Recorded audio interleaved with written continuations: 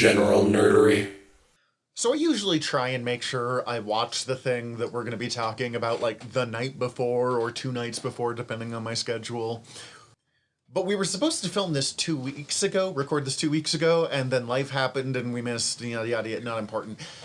But I realized last night at like 9 p.m. that it's been like 2.5 weeks since I watched the source material that I now need to talk about for an hour and a half.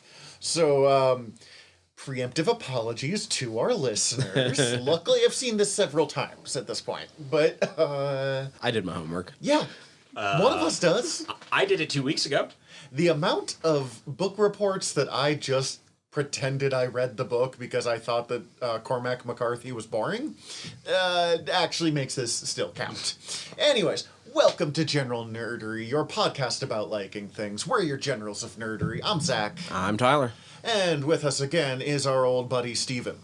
Oh, hi. I'm a lieutenant of nerdery, Steven. At this point, at least. I'm pretty sure last time we decided that's what we wanted to go with. Okay. Lieutenant. It's gotta... Works for me. The only time in my life I will ever pronounce it lieutenant. How's it pronounced? Am I mispronouncing this? No, it's perfect. Oh. Okay. Damn it! No, I'm self-conscious. Isn't it lieutenant? No, I think there's a... Are they No, different? Am I they're an the same asshole? thing. No, I looked this Okay. up once. Oh, It is damn it. literally... Damn it! While we start in on this, I'm gonna double check that, but like I've looked it up in the past and I'm pretty positive they're the same this fucking like thing. is this just like a British like kind of what it's just pronounced this way in certain You places? just watched old British historical movies where like, Lieutenant, go do this thing. It's the Victorian era. No, I'm literally just pulling this out of my butt from just random like adventure movies probably. I thought it was a rank below lieutenant. No, I'm pretty sure it's Then I definitely want to be a lieutenant because Lieutenant. Yeah, so a lieutenant is the lowest commissioned officer rank in many military forces, while lieutenant is an archaic spelling of lieutenant. I love it. It goes to show how much I know about the military and or its rankings of things, of which I am not, in general, a huge fan of. Well, perfect segue. Lieutenant, what have you been ingesting this week? Oh, I've been months.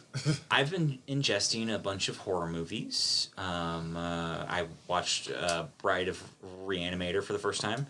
Yeah, it's fun. It was very fun. I quite enjoyed it. I also watched Halloween Kills, all of the Final Destination movies, bunch of random horror movies that I've rewatched.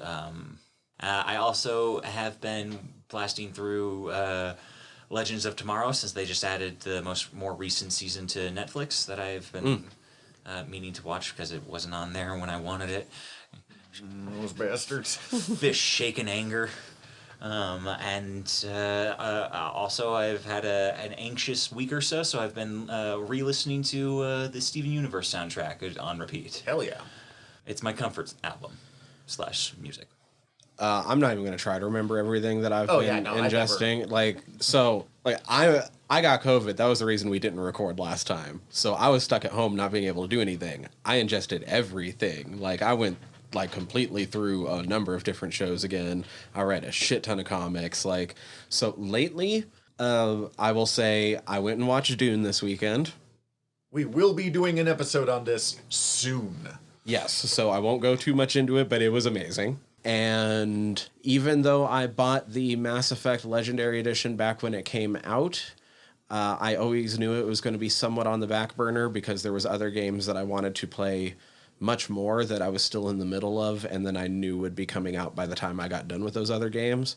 I finally burned through enough games that I was able to start back in on Mass Effect. So I beat number 1 again over the past 2 weekends, and I started in on number 2 for my first ever full playthrough of it. So Are you trying your like mad 100% shit with these, or are you just story playing? So Mass Effect 1 I've probably already played about 15 times through. Oh, okay. So not this time. So I did probably about 97% number 1, only because I don't have to listen to any dialogue in that one ever. So like 97% is still like a 30-hour playthrough for number 1 for me. Okay, yeah, fair enough. Oh, let's see. You know, I actually got 3 because it shows really the wild range of comic books that I read, which just tickles me. First off, we have James Tinian's The Department of Truth. We've talked about Tinian a couple of times because he was going to be like the head Batman honcho, the next Scott Snyder, and he left it all to make his own comics on Substack, which is just wild, brave choices. And it made me go, man, I already liked him. I need to check his shit out. One of his books, Department of Truth, is the idea of all conspiracy theories are real, and this, you know, like, belief makes things real, and there's this little government agency, the Department of Truth, that goes and deals with that. And I was like, hell yeah, that almost sounds Night Valiant. It's probably going to be more serious than that, but, like, no, it's the bad conspiracy theories. It's like Jewish blood libel and false flag shootings and What? satanic panic. Okay. Like, the more people believe in, like, the satanic panic, the more real it becomes. It starts warping reality in, like, the way Terry Pratchett's Discworld has belief makes a thing true, but with the really horrifying Reddit corners of the internet making things true. Oh, that's awesome. So, like, one of the issues is this woman who loses her son in a school shooting, but she gets sent evidence that she faked it, that it was a false flag and he was a child actor, and she starts having a breakdown because she lost her son in a school shooting, but she's shown incontrovertible evidence that her son is still alive. And she's like, who has my fucking son? I don't remember doing this, but clearly I did, because that was me on, like, the video they captured. Mm-hmm. And this agency has to come in and destroy that video, destroy all evidence that this is true, before she can share it, because that would, like, permanently make it real. Oh. Or, like, you know, a character's a survivor of the satanic panic, but he actually has real-life proof that it is... So it's kind of like what we normally see in, like, different sci-fi as, like, time cops, except it's, like, reality cops. Yeah. It's kind of like X-Files if they had to, like, kill off the thing before it becomes That is awesome. real. It is... The leader of this group is Lee Harvey Oswald. Like, he leads the organization ever since... And I was like, this is fucking amazing. And it is. I don't know if I can do the second volume. No. The school shooter one is, like, not even the most... it's the most disturbing thing I've ever read. But it is... Heavy as all fuck. I sat down, I read the whole thing in, like, 45 minutes, and then I just kind of, like, sat in a small ball and stared at things for a little while. Like, it is... If you have the ability for some real heavy mind trips, I cannot recommend this highly enough. All right. Okay. And then just the other 2 corners that are fun because they're just so wildly different. I've gotten really into Bad Girl comics recently, so I've been reading, like, Witchblade and Vampirella and, like, Magdalene, like, Top Cow. Oh, Lara Croft Tomb Raider from, like, late 90s, early 2000s. Fuck yes. They're all really good, and I'm kind of mad about it. Like, it's all the stuff I dodged for years because it's mostly naked women.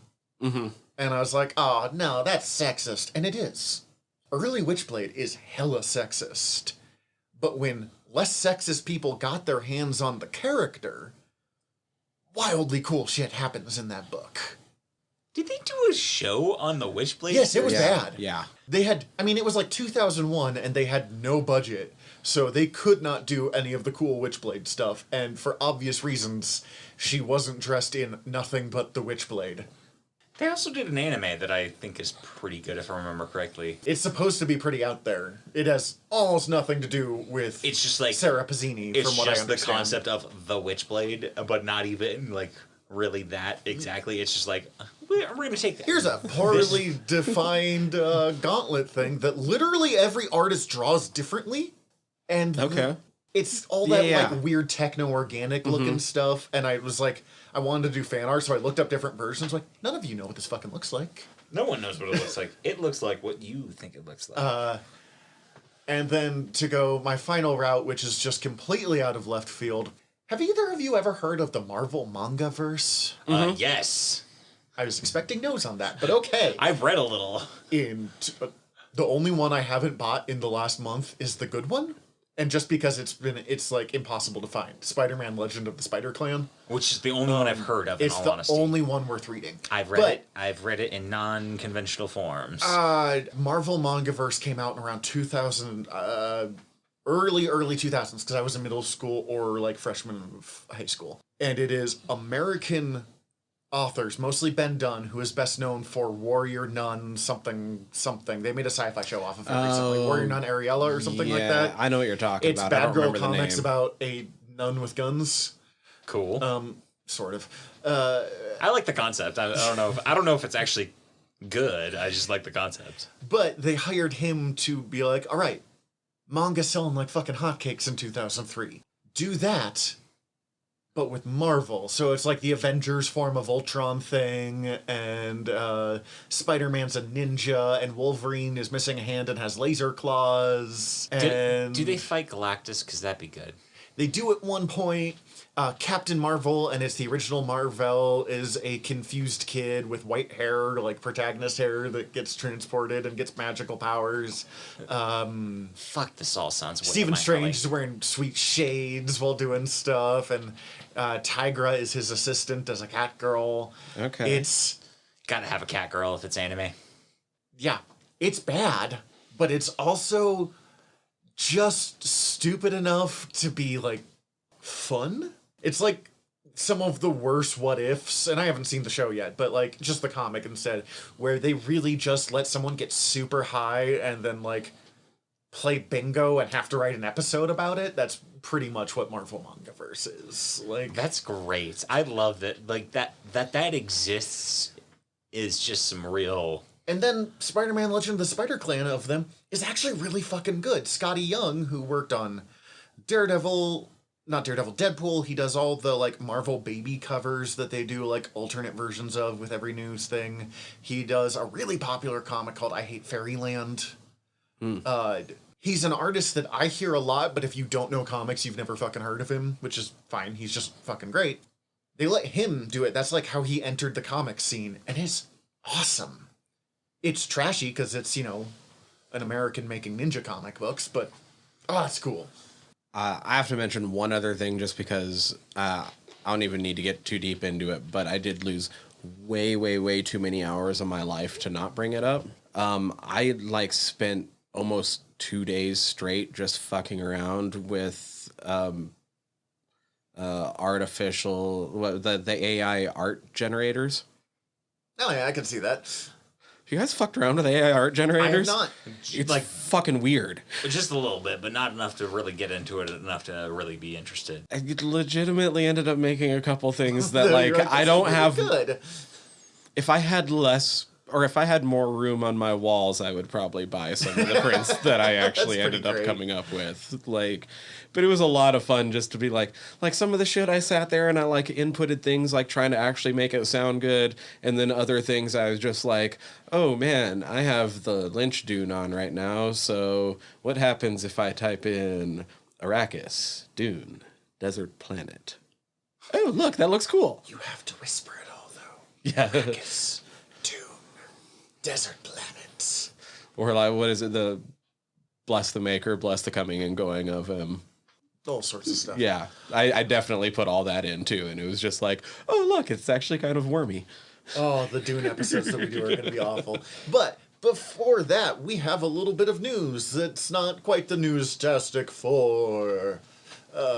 Not quite the news because DC fandom happened. Yes. Before we do that, Fandom! Yeah, let's get the depressing out of the way. so in kind of good news, really fucking terrible news situation of these, we're kind of condensing a few really weird things into one story, starting with, what is it, IATSE? IATSE. Yeah. IATSE? IATSE. The basically behind the scenes union for movie workers And television, I and think I'm television saying. workers. Yeah. Did they fully unionize, or did they just force better? Well, yeah, they've been a been a union. union. Okay. Yeah, that's what IATSE They basically is. they voted to strike. Last I read, I don't know where they were at on that. I believe the They unions, were like 12 hours from the strike starting when they announced the full deal. like they producers and the unions struck a deal, And that's the last I heard of it. It's the International Alliance of Theatrical Stage Employees. There's a tentative deal, I think, in place, but they kind of announced that before a lot of those details had time to actually disseminate down to the actual union members. And from what I've heard is I think there's a lot of pushback being like, this isn't a deal. This is hardly anything we fucking asked for. I think it's very early, and I think they're more than likely going to strike. Which They I'm temporarily pro inverted unions, a strike, and at I'm least. down for them to strike. Oh yeah, if they no, need there's to. a lot of strikes happening, and I'm super down for it. If you want, find pictures of John Deere's on strike, and they tried to send the office workers to do the power tools. And Oh, I there's heard some, about this. There's some hilarious pictures of Day like falling over one. forklifts. Day and, like, one, everything ambulance was- called within an hour. You know, because you shouldn't be fucking operating a forklift if you are not trained in a forklift. Like, just Heavy Yeah. machinery is heavy and can murder you if you don't know what you're doing.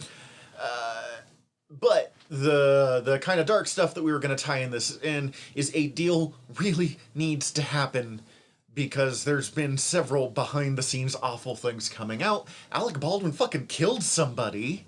I don't have her name on me, and I feel really bad about that because I probably should have that when we're talking about this. But on the set of some low budget Western Alec Baldwin is making, he fired a prop gun that he was told was cold. No live, no, not there. There shouldn't have even been a blank ammo in it.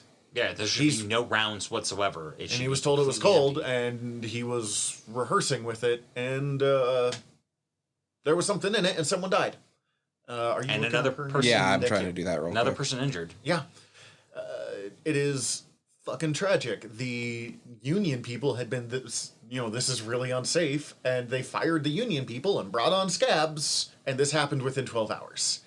That's It's almost like union people, work within bounds and rules that, keep people safe. I'm really glad that we've always been very open about our politics because we are not hiding it at all this time. But also, yes, unionize. If workers don't advocate for themselves, who the fuck will? Helena Hutchins Thank you. Thank you. was the cinematographer that was killed, and Joel Souza was the Director? Yeah, Yeah. who also got injured. Yeah, yeah. It is a problem and ties into, we're only going to talk about this extremely briefly because we have no idea what's happening, but allegations about horrible shit happening on behind the scenes of Batwoman. Season 1 came out, and it sounds like the worst job ever, kind of no matter who's telling the truth. Ruby Rose came out with a whole bunch of allegations. People started pushing back, being like, no, that's not what happened. You were fucking fired. Which, it takes a lot to be fired from being the main star of a successful TV show. Like, Yeah, you either have to be really fucking up or someone just really doesn't like you really high up. or in the middle somewhere. The thing that I noticed, and this could prove wrong. One side could be completely in the right. We don't know at this point. Too early to tell.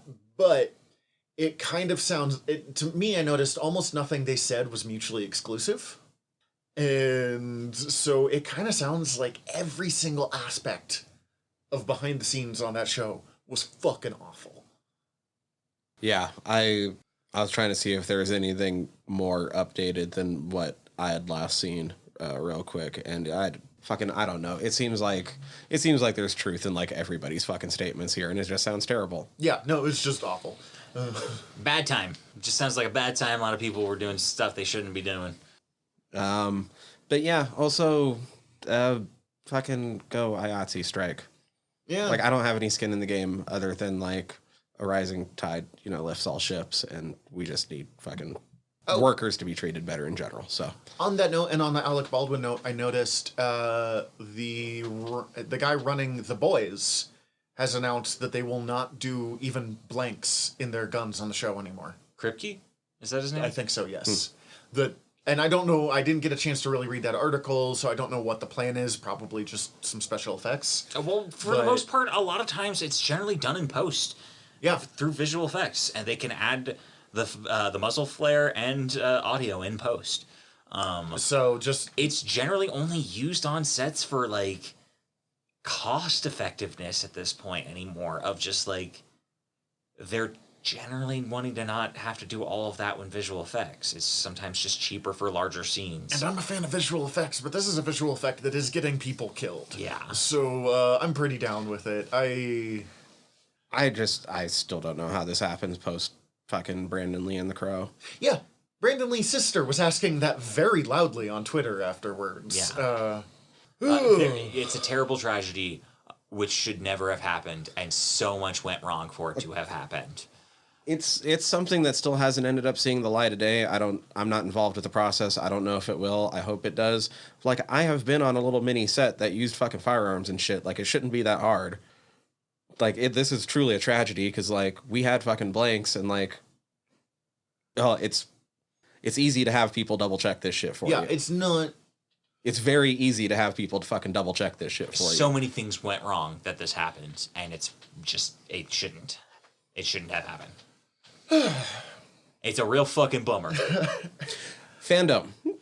Much happier. There's also a malaria vaccine. That was You were telling me about that, which was so much better than the science I had. that was, I don't know enough about it because I do not have any degrees in science, but I do know that it's been over a decade in research and development, and that it's very complicated because malaria, if I understand correctly, is more of a parasitic entity rather than a virus, so it's a different type of But this approach. falls under, like, when we found stuff about cancer treatments on one other one. Like, if even a tenth of malaria patient, like, deaths drop, that's so many people. And I think there are some more steps before super widespread use of it, but the big thing of note is that the World Health Organization has approved the steps that it would need to take to go to widespread use, and of an existing malaria vaccine that had been showing very good trial basis results, which could result in hundreds of thousands, if I'm not mistaken, maybe more,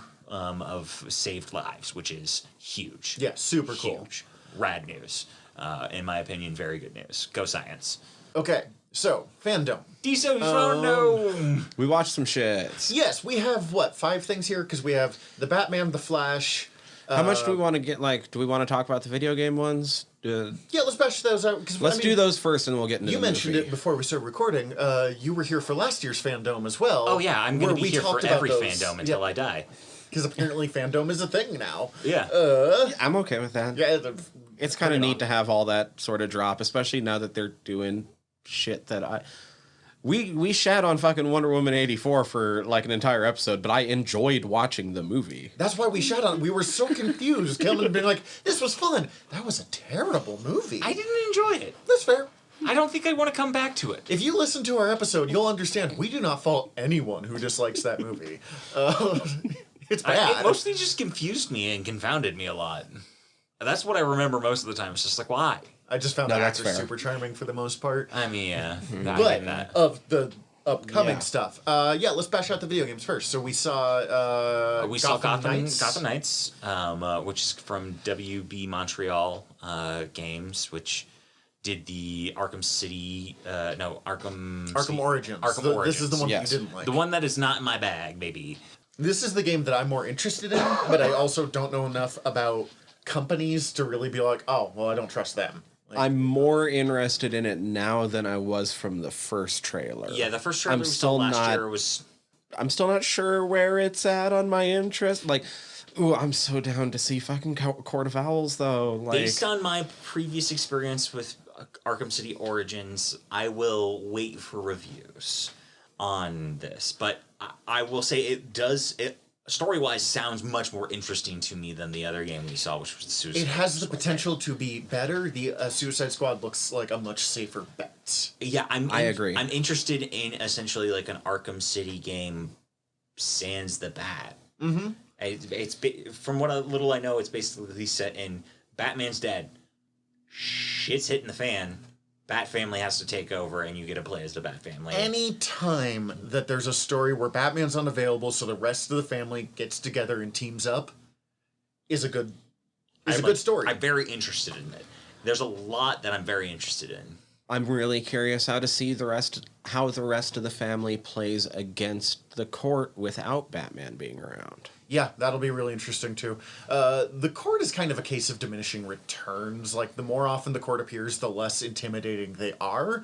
But This the is court the appearing, first time in video games, yes, though? So being the first time and not having Batman does make that much more intimidating. And Court of Owls, arguably the best Batman story of the last 20 years. I was going to bring that up. Like, Court I of will Owls. also say for the people who maybe played the Arkham games, how many of them are actually going to know Court of Owls? True. There is definitely going to be a demographic of people who are like diehard Batman fans who are reading Or who Batman. maybe got into Batman because of the original Arkham games and subsequently found the Court of Owls because it was big at that time. I was going to say it's a higher percentage of video gamers who are likely to know it than, say, if they appear in a major movie.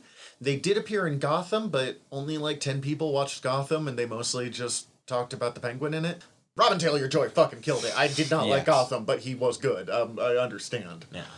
I feel like, yes, it is definitely a thing of diminishing returns in that it is a giant super secret cabal controlling Gotham, and once you know about them, it's not... But at the same time, I'm a sucker for secret societies, so I love the Court of Owls. Oh, Like, dude, it's- and Talon costumes are so fire. It's Yes. Greg it is Capullo is such a good artist. great so- choice with the owl iconography. It is fucking fire.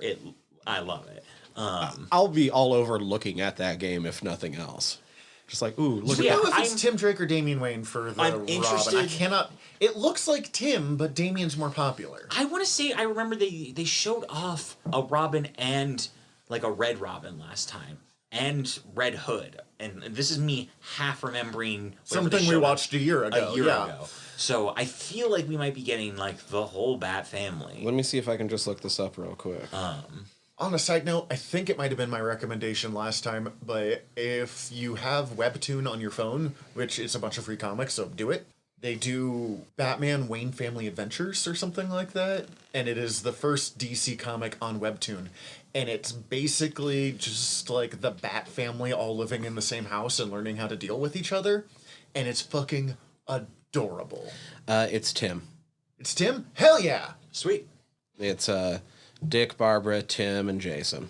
I like Damien, but I'm not interested in his dynamic in this scenario. Well, and when you have both Damien and Jason, neither one gets to do the really fun bit because they're just kind of both fitting in the same spots. Like, everyone else has their own, but they're both the edgy members of the Bat family. And I only like it in the context of pitting them against each other in that facet of like they know they're both the edgy edgelords and just like have to try and one up each other. Mm-hmm. That's the only context I'm interested in that. Ooh, how much does the court manage to get their talons in the gray sun? Yeah, Dick was supposed to be a Talon. Oh, that's right. I Nightwing. remember this. I assume it's going to be a pretty major storyline because it's become a pretty big Dick Grayson storyline. They've done it a couple of times over the last decade. Mm-hmm. Yeah, I definitely had that thought. I'm just so excited that Nightwing is, even if he's not getting his own game, is basically being the lead of a game. Suicide Squad killed the Justice League. I think, like you said, just looks like the safer bet. It looks fun all around, but they're all maybe using like guns, nothing aren't they? won't. Yeah, it does look a little gun heavy for me personally. But I remember last year when we talked about it, it reminded me of Insomniac. Oh, what was that? Sunset Overdrive. Oh yeah, Like what limitedly we saw of that. This one seemed more cinematic focused and about the story itself, which is by the looks of it is they're killing the Justice League because Brainiac's taking them over by the looks of it. This one is by Rocksteady, which did all of the other Arkham games, which Has earned some credit. yes, which makes me like, okay, this one I would theoretically pick up without necessarily having to do some research on, or see how it plays out. But like you said, it does seem like a little bit of a safer bet story-wise. It looks fun. It looks good. But also it is a little gun-heavy by the looks of it for my liking. The main thought that I had while watching both of these is actually not related to a DC video game, but my annoyance that they released a Guardians of the Galaxy game on the Marvel side and only made Star-Lord playable. ooh, yeah, Yeah, fuck that noise. Just call it fucking Star-Lord at that point and I would have had no issue with it. But if you're going to be the Guardians, you gotta be the fucking Guardians. And if It's they also- can... it's way more Comic Guardians, right? Than it is It's kind of a mix between the two. kind of a thing. Okay. We don't want to pay anyone likeness rights, but so we're just going to kind of fit it into our own universe. Rocket's got a beard for some reason, which I find kind of wild, but not important to this. Point is, both of these games are saying you can do team games, so fucking be honest. Weirdly jacked Deadshot. Yeah, Like, Yeah. he was huge. he was ripped. He was fucking huge. I'm very curious to know how that one's going to play. If they do it something kind of in a similar ilk of like Marvel Ultimate Alliance or X-Men Legends being the two things I can think of offhand, where you have a crew of different people you can easily swap back and forth. Kind of Dragon Age-y? I've never played Dragon Age, so I don't know. But I'm going to guess maybe. Where in which you can kind of swap back and forth between all of the different characters that have different abilities. Yeah, I don't know. I don't know how it's actually going to play. Or if you are just like, well, I guess I'm playing Harley Quinn. I guess I'm playing Deadshot. I mean, theoretically, if they're just throwing enough enemies on screen at a time and you just give your teammates slightly better AI when you're switching, and you can just switch between them, you can still just kind of have it play out like an Arkham game. Yeah, which I'd be down for. You just have to make enough enemies on screen at a time to make it worth it to have that many controllable characters. The only problem with that being that, like, I don't know. a good 60 to 7% of me playing an Arkham game is just dicking around Arkham and not the main storyline. Oh, in Yeah. the same way that I replayed Spider-Man recently, just because I wanted to web swing. I'm very much an archivalist, or I forget the term. I wanted to say archaeologist, but of trying to uncover everything in any video game I play. Completionist, I guess. Of just like, I'm going to overturn every rock. I'm going to find any trophy that is there. I did all of the Riddler trophies in the first Arkham game. I think I almost pulled that off. I think there was one or two that I couldn't do in Arkham City, just because there were some like timing based things, and I'm bad at that. So like, I definitely dick around side stories of games as much as I can, or non-story content. So I'll be curious to know how they're doing that, and if it is just like you get to just choose whoever character you are, and like if you're in main story stuff, everybody else shows up. Just need to see more. Yeah. Honestly, We kind of need as much gameplay as- trailers for both of these. as much as both of these games are trying, I'm not going to have time for either of them while Marvel Midnight Suns exists. You're so excited for I'm that so game. excited for that game. That's fair. Like they're also both games that sound like good and I would play, but also, in all honesty, I don't know if either of them are like games I'm gung ho to buy immediately. It's kind of like James Gunn's Suicide Squad. They look like they're going to be a lot of fun popcorn stuff, but I'm not expecting a whole lot of meat. Unless I in them. see some more stuff in like future trailers or gameplay trailers where I'm getting a little bit better understanding of what the whole game's going to entail.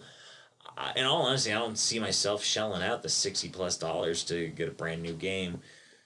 Unless I probably won't play them unless they come to like Game Pass or something like that. Yeah.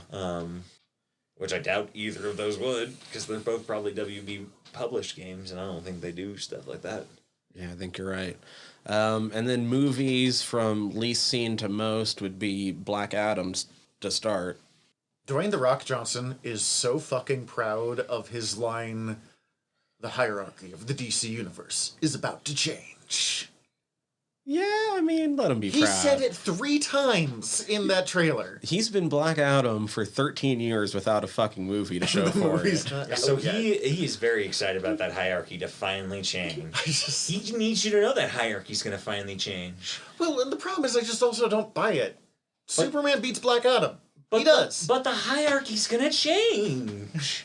Okay. I had to say it 3 times because he said it 3 times. I am excited for this because of the JSA, because Pierce Brosnan as Dr. Fate is fucking gifted casting Yes. choices. Oh god, that was what got me excited. Is when I saw everyone else was like, oh, I like that actor. Oh, I like that. Well, that's cool. That's cool. He's fun in that one One random, thing I saw somewhere. whoever's playing Atom Smasher, I know from a Netflix YA series that he's done. that my partner and I have watched through that I very much enjoy, but I can't remember what it's called at all. But like very recognizable cast. But Pierce Brosnan as Dr. Fate. Oh fuck me, that is delicious. That is just like that's like garlic bread to me right there. Like delicious. I want garlic right now. Fuck you. Exactly. Like it's like deliciously just like I want to put that in my mouth and enjoy it. Never saw it's. And I don't know You want why. to put Pierce Brosnan in your mouth. I want to put Pierce Brosnan playing Dr. Fate in this Black Adam movie in my mouth and enjoy it. It is the best DC casting since fucking Timothy Dalton as the Professor in Doom Patrol. Yes. That was very good. Currently 100%. Bond movies, Bond characters Former make fucking Bonds. great. Where's George Lazenby? The problem is, I want a JSA movie more than I want a Black Adam movie. You could put Black Adam in that movie, that's fine. But, And also, okay, so I don't know anything about Black Adam as a character other than my limited exchanges of having read like the DC New 52 Shazam attempt they did, and then the Shazam movie, which I don't even think he's in. No, he's not.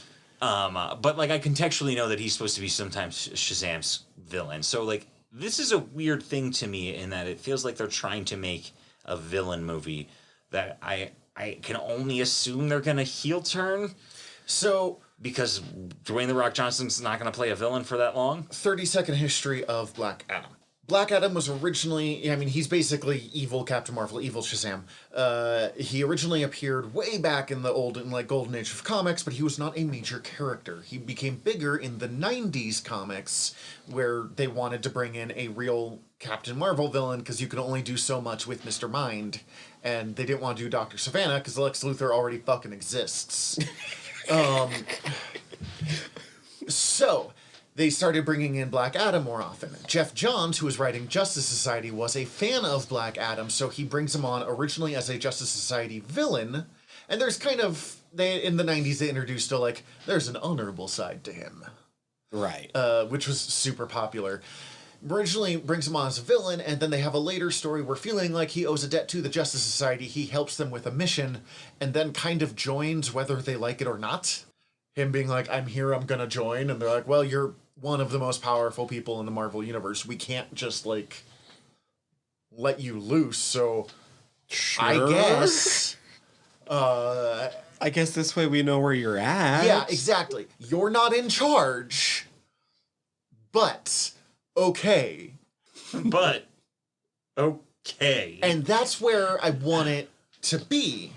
Mm-hmm. And what I'm worried is because it's the Black Adam movie, it's going to end with Black Adam in charge of the Justice Society instead of Black Adam is a member of the Justice Society contentiously. Hopefully it's like a situation where it's like Aquaman in charge of Justice League, whatever it was, Detroit. Where he's just like, yeah, I'm going to be in charge. And then just like, I don't have the time. What I if gotta it get back ends to with Atlantis. him as the leader of the Justice Society, but it ends with that also obviously being a bad thing to set up for what I'm still not the super, second one could be. I'm still not super feeling that idea, but that works a little better. I super don't want romanticized, we're going to be the edgy, proactive Justice Society, because proactive super teams don't work. Do you think we will get a Sandman? Well, I know we're not this. Because the Justice Society in this one is Dr. Fate, Hawkman, Cyclone, and Atom Smasher. Which is why I'm concerned, because other than Cyclone, those tend to be kind of the edgier JSA members already, so they're the ones more likely to follow his bad idea. Which is why I was like, do we get a Sandman? Because Sandman's going to be the one who's... Sandman would be like... I don't know. In the same way... We're the guy who we were all fighting just a moment Alan ago. put Scott- this on and you smell this. Yeah, right? The Alan Scott Green Lantern and the Jay Garrick Flash are the ones that I really... One, it doesn't feel like the JSA without those two, and two, they're the ones that really stand up to him. And he's like, Flash, I could kill you in a moment. And he's like, yeah, fucking try. I've been doing this for 80 years. Bring it on. I'm the Flash. Great segue. The Flash. We saw more. I didn't expect to get excited when I saw Tim Burton stuff, even though I knew Tim Burton stuff was coming in. because I'm kind of meh about that movie. Like, it was fun, but yeah. I didn't get excited by seeing the cowl like I know a lot of people did. I fucking love the Anton Firth Batmobile. Yeah, you gasped when he started to pull Love that fucking Batmobile so much. It Yeah, is it's very one good. of the best Batmobiles. It's such a, so that makes me happy. The rest of it, like, We know there will be multiple flashes. I'm glad that they're not obviously doing just like straight ahead Flashpoint. No, like because the we've seen it several Flashpoint. times and it's always boring. Yeah, the Flashpoint influence is obvious, but it's also very obvious that it's not straight Flashpoint. So I am more interested than I was to see what they are doing with it. The costume looks significantly better than Yes. the Justice League movie. I still don't think he needs all of those weird glowing lines. I think it just makes his costume too busy. That's more like the Injustice costume. It's been the New 52 thing Yeah. ever since. I'll say that unless you go gold, yellow is kind of hard to film in that costuming sense. So I feel like it might just be a thing that it doesn't really pop well enough to stand out on film. I mean, That they just need to do something and they're just going way overcorrecting. I don't think it looks terrible. I think it looks way better than the other. I really hated all the cable tied on look of the last Flash one. It very There's a much- good idea in there. there's a nugget of a good idea somewhere lost in there. I liked it mildly better than the New 52 Flash one that we read with the terrible helmet.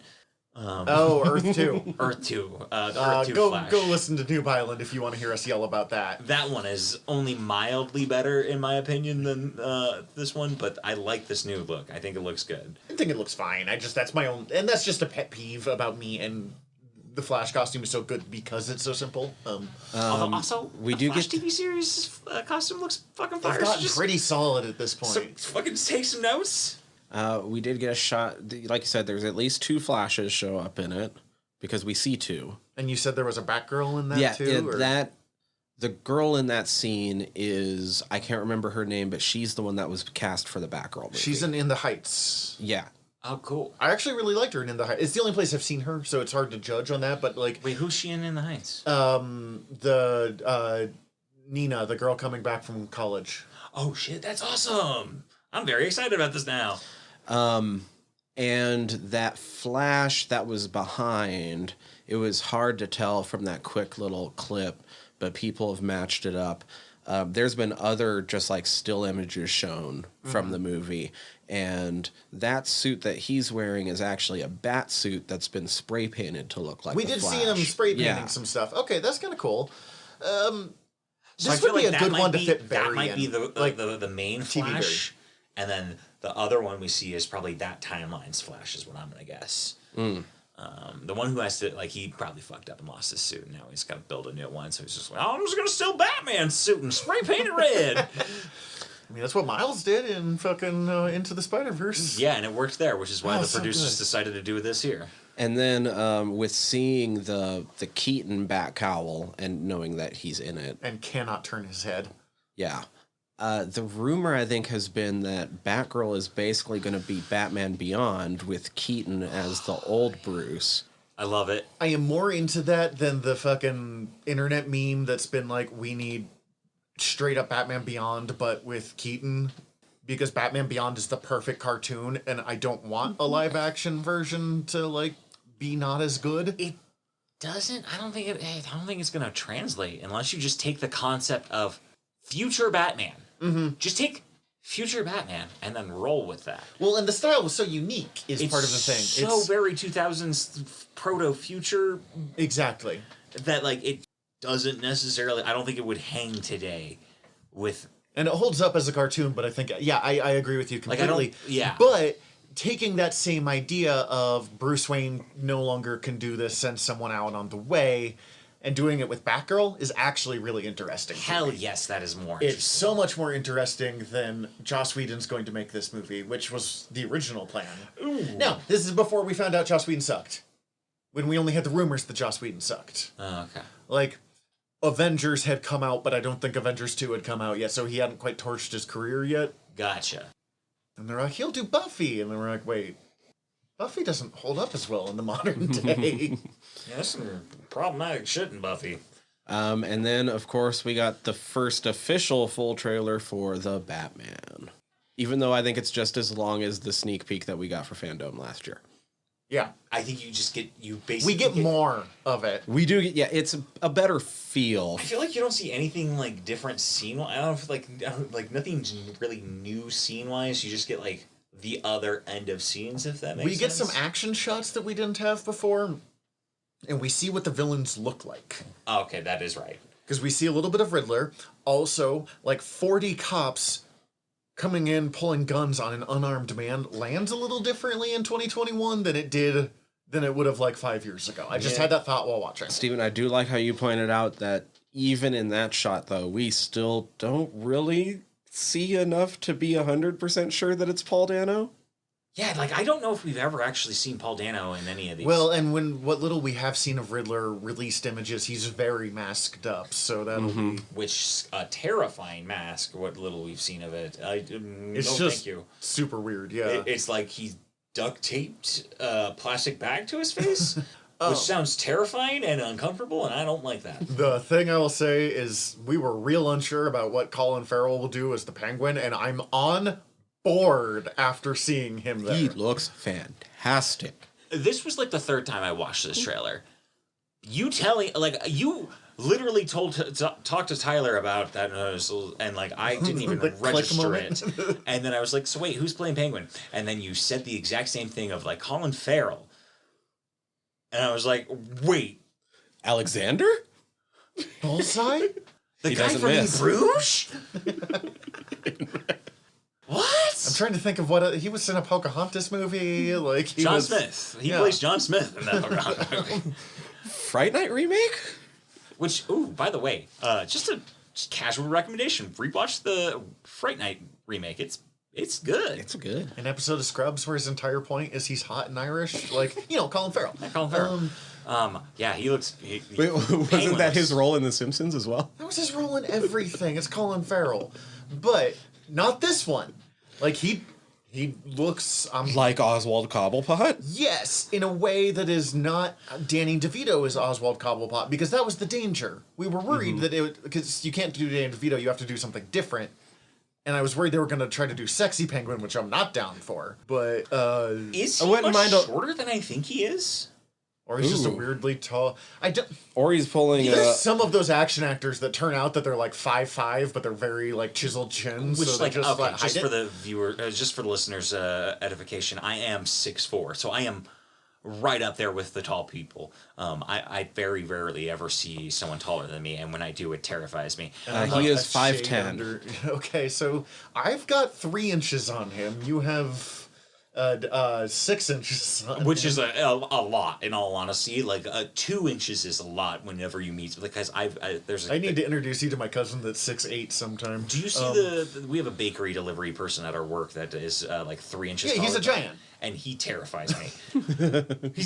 he's only like 3 inches taller than me, and it makes me so uncomfortable. I'm not used to being shorter than people either. I understand. So yeah, like Colin Farrell, not much taller or shorter than us, but like I was reminded that Andy Serkis is playing Alfred. yes, and he looks great. I'm sure he'll do good. It does feel like a step down from having fucking Jeremy Irons, but okay. Yeah. I mean, Andy's just looking at his Alfred, it's obviously like the former Special Forces version of Alfred, right? Yeah, the show Pennyworth version of Alfred, where he's straight up like the bodyguard, not the butler. Which I'm down for. That sounds interesting. I like the idea of Alfred being former Special Forces. It makes him super interesting.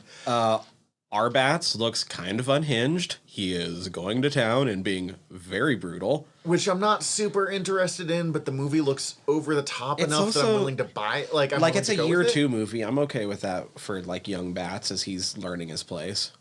The whole thing looks over the top enough that I'm more willing to accept it than if they tried to do more of a like Dark Knight feel while he's straight up like chewing the scenery. He looks very emo.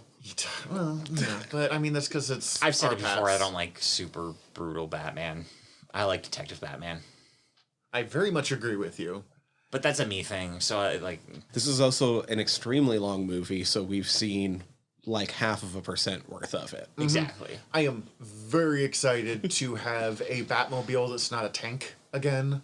Yes. Give me muscle car Batmobile over Yes. the please. fucking Tumbler, which looked cool, but also like And I liked the little bit of weird world building they did of like it's designed to build bridges in places you couldn't take places normally, and then like that's why it's got a jet engine so you could ramp without a ramp. yeah, sure. The Tumbler was cool. There was some good world building meta narrative to that I enjoyed, but also I don't need Batman to have a tank. It's Just- easy to over militarize Batman, and That's and very quickly Batman done Begins does it.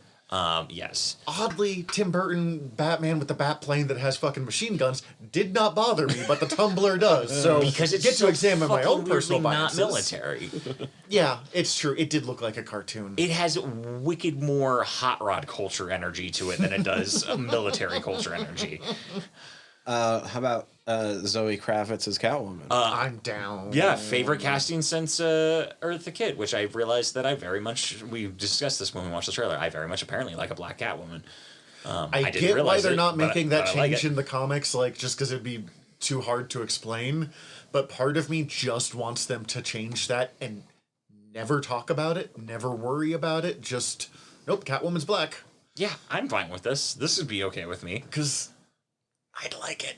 I don't even know why. I just do I'm down for more people of color. more representation, characters. and yeah.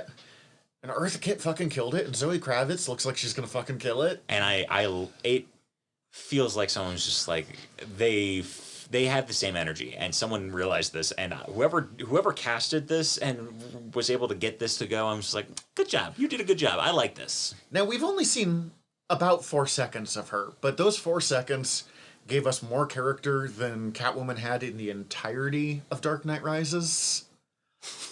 Like, there is something about Catwoman where she needs to be a little bit insane. We don't need Michelle Pfeiffer's like full on I was killed and resurrected by cats. Which, mad respect, she did a good job.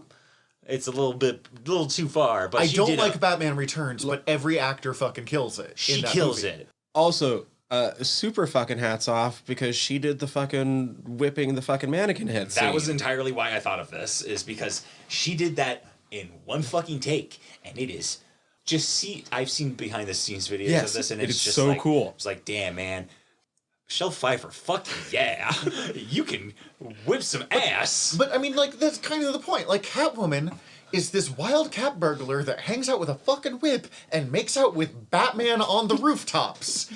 You don't get to do that if you're not a little bit out there. And Zoe Kravitz's character had that out there energy that I need from Catwoman. Yes, and I don't think Anne Hathaway had that energy. No, she was boring as hell. Yeah. And that's not Anne Hathaway's fault. I thought she was a good casting. I They thought just she didn't kind fucking of was do it. playing it as Anne Hathaway. Like, she just was I mean, Anne she Hathaway. does that sometimes. It was Anne it's okay. Hathaway as Catwoman. Look, I like Michelle Pfeiffer. I like Anne Hathaway. I like Halle Berry. But Don't to like date, that movie. but to date, my favorite Catwomen have all still been from the 1960s series. Because that series understood the crazy. Exactly. Yeah, Eartha Kitt, Lee Merriweather, Julie I Newmar. always forget about Lee Merriweather, but she is good. Do we have any others? No, that's all. That's all what we got from fandom. Cool. We're going to take a quick break, and when we get back, we'll talk about Miracle Worker Season 2. So when people ask me about Belagarth, my weird wacky bats foam sword fighting thing that I do, people are always like, oh, is it like role models? And it's hard to say no, because I know the guy that made all of the swords for that. Like, he has stuff in the mail for me right now. I talked to him yesterday. Nice guy. Yeah. But, so it's hard to say no, but honestly, like, when I'm trying to explain it, Miracle Worker Season 2 is a little closer in tone than we actually get. Like, and there is something, my recommendation for tonight is going to be the same kind of thing. Fantasy comedy is such an underutilized genre to me. Especially ones where you're not that worried about, like, you're going to commit and you're going to put the money into it, but you're not that worried about being historically accurate at the same time. Love them. Yep. They can be so good. That's where I enjoy fantasy. In all honesty, if it's too serious, I can just zone out, and I'm just like, nah, this is. I don't really care about your elves doing this thing you're doing here, Fuck your elves, yeah. or your swords. And It was my shields problem with and Game stuff. of Thrones, and I understand that a lot of people love Game of Thrones, and more power to you. The books are very well done. Not gonna lie, the things that got me through Game of Thrones was the sex and sometimes cool violence. Yeah. Not the intrigue of who's gonna have that throne. It was the hey, Fucking no one we want. those hot people are Yeah, fucking. in a word. And then those other people are doing some cool fights. Hey, tits! Which is very much not what Miracle Workers Season 2 is, but this is the one I watched first. I watched this before I watched the first season, because I had heard of the first season, was like, that looks interesting, and saw this, and was like, okay, I'm me, I have to fucking watch this. I legitimately did not know the show got more than a first season until I saw the trailers for the third season. I guess I gotta catch up.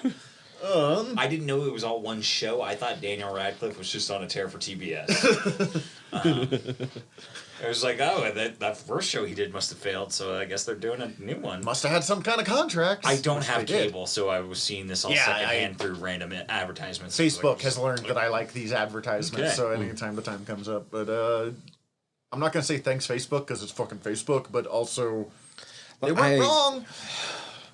I hate that because I have had targeted ads do me right in the past. But Oh, it's so infuriating. like do me insanely right. It's the only reason I have a part of the show Preacher. But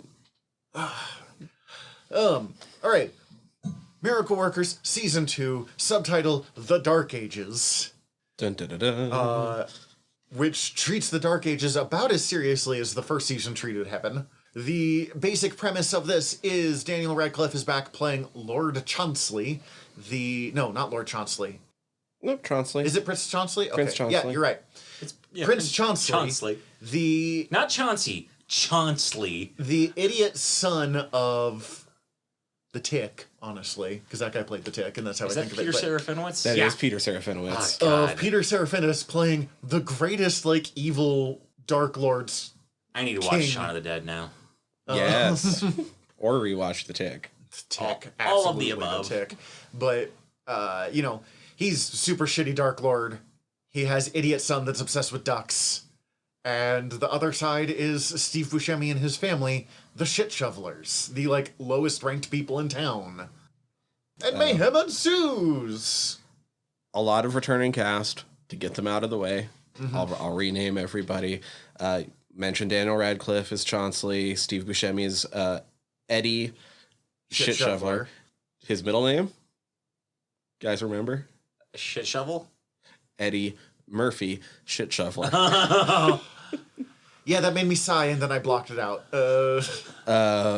Geraldine Viswanathan as Alexandra Shit Shoveler. She remains extremely charming. I am not sure how much I find her charming, or if I just find her characters charming. Like, I haven't seen her in Not Miracle Workers. Yeah, I don't know So it's- her as a human outside of these shows, but she does a great job of portraying these characters. Karan Soni as Lord Chris Vexler.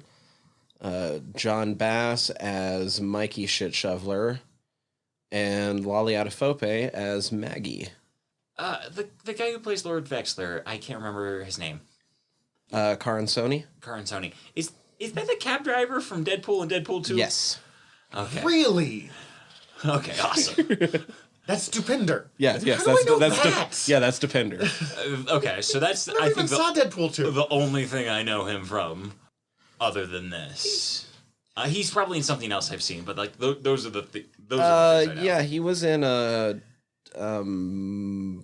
he was in Detective Pikachu. That's right. He's the buddy. He's the buddy who's trying to get him a Cubone in the very beginning. Yeah. He's, Another weirdly episode good. I was on. Go back and listen to Detective Pikachu. Actually, that was a pretty good episode, so yeah, you should was do fun. that. He's still very good at playing kind of slimy charming, like a person that you probably shouldn't like, but he's not an absolute terrible human being. Has a lot of undue charisma. Him and Maggie Shit Shoveler. No, not Maggie. The other one. The main character woman. I'm blanking. on Al. her. Al.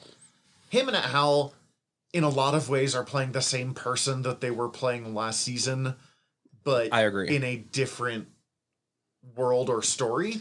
It's like the guy who plays Dungeons and Dragons, and he makes a completely different character each time, but he gives them the exact same personality. I've been this guy more No, than once, like so. those characters were some of the ones where I was like, oh, the show's just kind of Blackadder. Yeah. Not a critique, but definitely a note. Daniel Radcliffe, completely different kind of awkward in this season, and he's very good at apparently all kinds of awkward. He is really good at awkward. Mm-hmm. What's that movie he did called? He did something called What If I remember correctly. I don't know. It's a romantic comedy that he did relatively after the Harry Potter movies that he Well, I'd did. hope so if it's a romantic comedy. No, before, when he was 10. And he just does a really good job of being like a clumsy, awkward. He does a good job of that. He's a good-natured Brit. That's kind of like the go-to role for them. So it's funny because I think I overall dig this season more than the last one, but it's also one that I can turn my brain off a little bit more when I'm watching. I think it's a better cohesive season on the whole than the first one, but I think I like season 1 more, personally. I am more likely to come back to season 2, and I think standalone episodes, like, because I actually think the first season's more cohesive. Like, watching it as a chunk as the whole story, well, I think standalone episodes work better in this season. I guess when I say cohesive as a season, I mean just like not necessarily all of the episodes as a season, but like as a season 2 versus season 1. I think season 2 works better in that it is overall more of a cohesive watch through for me personally than I found for season 1, but I really kind of love the chaotic charm of season 1. This one felt more of just like a narrative arc to it, more so with season 2 for me. I am partial towards Peter Serafinowicz, though. I do really like Peter. I didn't know I was a King big fan of Cragnor him. was awesome. in His this. episode where he goes to therapy Probably the best episode of the Yes. series. is so good. All of his bits are all of my favorite bits because the episode where his family comes for a visit is also So good. so very good. I think the fun thing for him is everyone else has to have some level of, like, depth of character. You know, Chauncey's a piece of shit, but he's, like, been raised in insane levels of privilege, and he's having to learn to not. With Cragnor as your father. Yes, while also extreme levels of trauma. Like, strange combination there. And literally being raised to think that you should just kill a peasant if, like, things are wrong. Not even if things are wrong. If you just feel like you should. And, you know, Al is being raised as, like, I want to be more than a fucking shit shoveler. And everyone else has a little bit of... He doesn't have to worry about any character development, any, like, depth to his character. He just gets to be the insane warlord for an entire season, and he's having so much fun doing it. That is probably the best part of the show. The bit where Daniel Radcliffe tries to hug him, and he pulls a knife and says, like, sorry, force of habit. It's okay. It's understandable. Growth doesn't happen in a day. Overnight, yeah. That's what... Oh my god, that is the dumbest good joke. Should we just jump into the episodes? Sure. See if anything gets stirred by the premises of these. Yeah. Number 1 was graduation, where Al graduated from school, but then doesn't want to follow her father in being a shit shoveler, and Chauncey doesn't want to follow his father in being a conqueror. But he's still trying. He's not quite admitted yet that he, like, at least the Yeah, beginning. he doesn't want to, but he wants to please his father. The uselessness of a degree in that episode was very... The earth is flat. That one hit The home. devil is real. The sky is weird. It's like, oh my god. But yeah, no, that one hit a little close to home. And As someone who dropped out of college, I agree with you. as someone who completed college and works in a grocery store and not using my degree. I agree with that too. This one, I mean, it's a pilot episode. All they had to do was introduce the basics of who each character is and kind of set up an idea of where we're going to go going forward. You know, I didn't think about this the first time I watched it, but the second time when I was sitting down and taking some notes and stuff, I'm like, oh, so this episode where we're suddenly plopped down in this medieval setting, but they're all kind of acting anachronistically. And I'm like, is there any sort of connection to A Knight's Tale? Oh, yeah, this episode is basically Can a Man Ever Change His Stars? Yeah, this is A Knight's Tale. Which, Knight's Tale is my favorite quote-unquote historical movie. Yes. So, which is fun because, I mean, as we've mentioned, I hang out with weird medievalists. Are you excited And- about the time they showed A Knight's Tale in school? No? Wait, like, seriously? Oh, yeah. Like as a serious thing? Oh, no. Or just like Or was this, showed I it? don't want to teach class today, so we're going to wheel in the VCR? This was an English class, and the teacher thought it was just more approachable.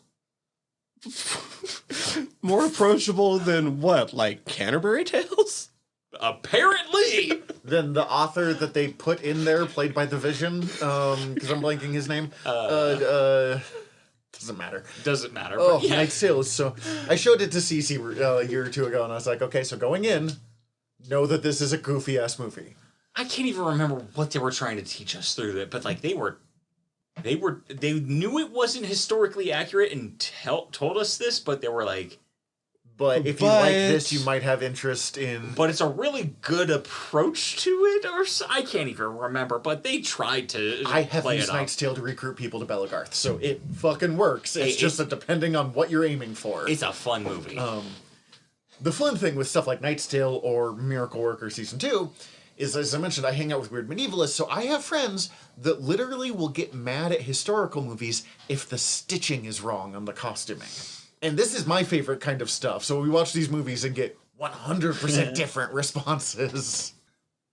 This might send us way off course. Oh, because but we've been so on course up till now. this is one of those things where it exists only because nothing else existed before it. So by default, like, this is kind of it. There's a rating system for the accuracy of medieval garments in historical movies that is based off of, like, as the baseline for acceptable, Bill and Ted's Excellent Adventure.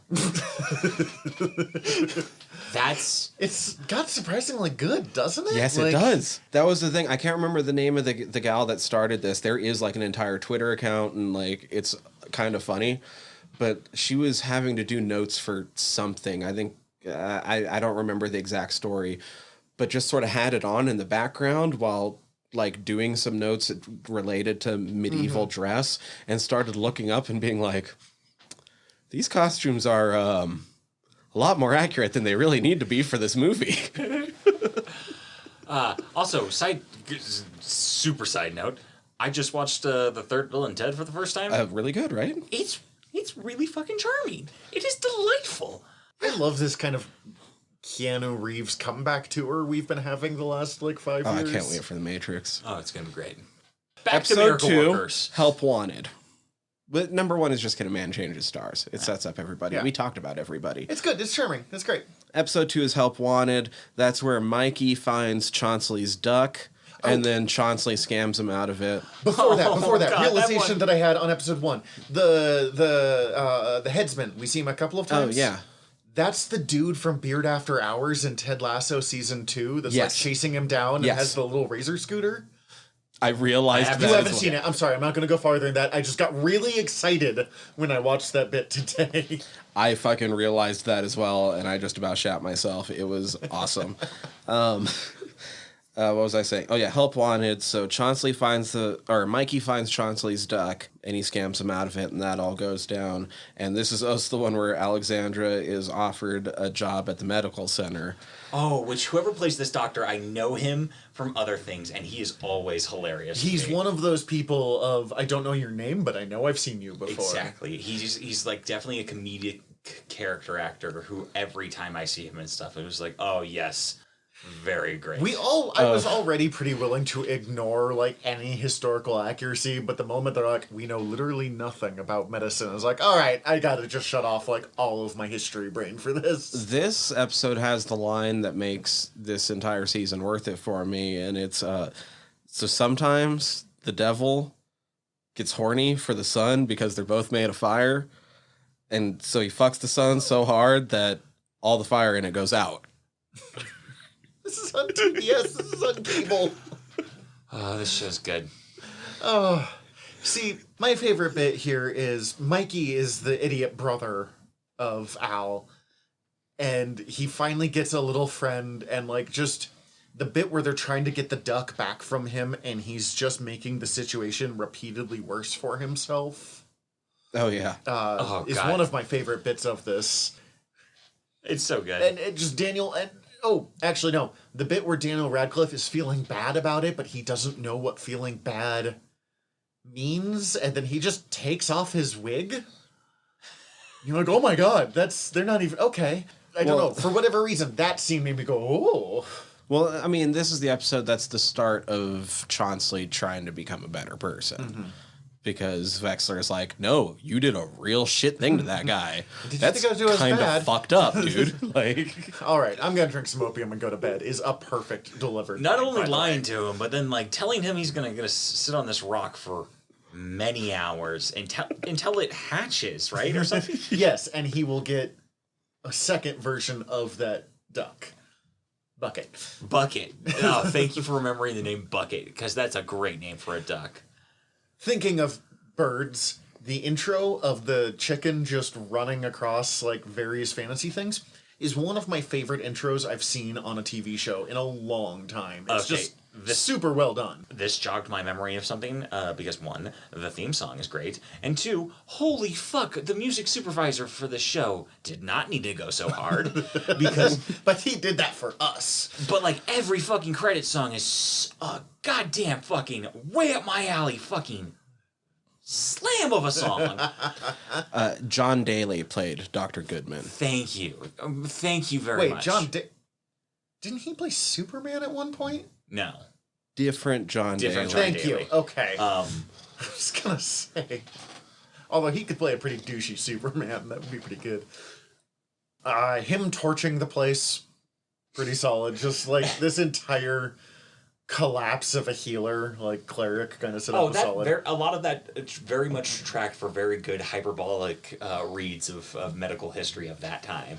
Of what is that the heroic era of medicine, or is that? I don't That's- remember. In my that's definitely post. in my panic at lunch today, when I realized that I hadn't watched the series in like 2 weeks, I just started YouTubing it, and I watched several blooper reels of it, and it sounds like they just let that guy go That's a good choice. and just see like, okay, you have to fucking everything should generally result to cutting their balls off or whatever, but and letting like him and Steve Buscemi play for a while sounded like it was real good. This episode kind of sort of made me like, this episode started it, and then the rest of the season sort of cemented it. I'd be down with a reboot of Blackadder starring Karan Soni. Yeah.